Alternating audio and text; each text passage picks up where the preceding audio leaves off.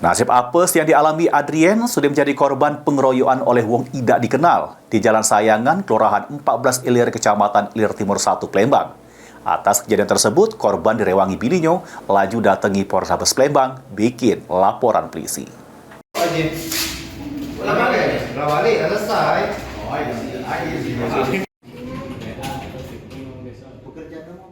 Malang yang dialami Adrien, salah si warga yang balik di Jalan Sungi Hitam, Kecamatan Ilir Barat 2, Palembang, sudah menjadi korban pengeroyokan oleh wong tidak dikenal. Atas kejadian tersebut, korban direwangi bininya, laju datangi Polrestabes Palembang, bikin laporan polisi.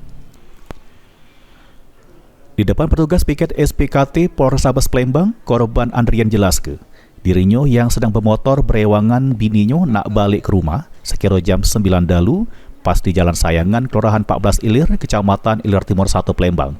Korban disetopi wong yang tidak dikenal, terus nantang korban. Tidak cuma sampai situ, pas korban turun dari motor nyamperi terlapor, datanya korban langsung dikeroyok oleh 5 terlapor yang tidak dikenal. Korban sempat minta tolong warga sekitar, cuma kate yang denger. Atas kejadian tersebut, korban ngalami luka di rai, kepala sakit, sama luka lecet di kuping.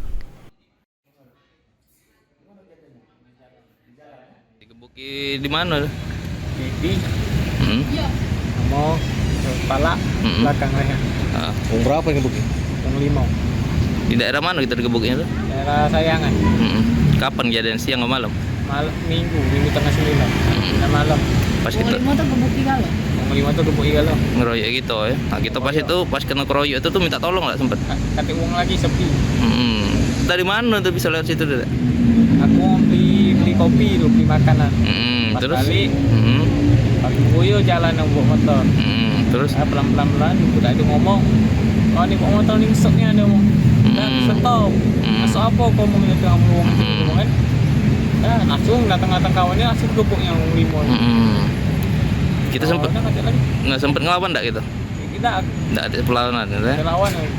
Pas habis ngebuki gitu tuh kemana wongnya? Tak tahu lari kemana lagi hilang. Mbak, ini laporan korban Adrien sudah diterima pihak kepolisian, terus bakal ditindaklanjut oleh petugas Satreskrim Polrestabes Palembang. Suryadi, PAL TV.